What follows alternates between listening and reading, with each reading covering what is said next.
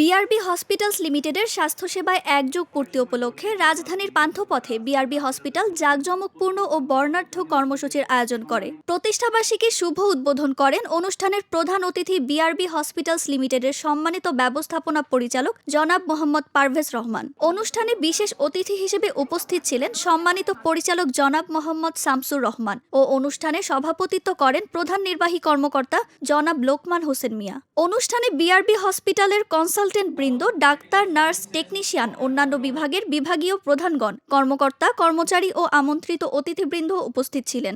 একযোগ পূর্তি উপলক্ষে স্বেচ্ছায় রক্তদান কর্মসূচি এবং বিআরবি হসপিটাল সেবা সপ্তাহ 2026-এর শুভ উদ্বোধন করা হয়, যা 21 থেকে 27 এপ্রিল 2026 পর্যন্ত চলবে। সেবা সপ্তাহে রেডিওলজি বিভাগের সকল পরীক্ষার ওপর 25% এবং প্যাথোলজি টেস্টে 30% পর্যন্ত বিশেষ ছাড়ের সুবিধা রয়েছে।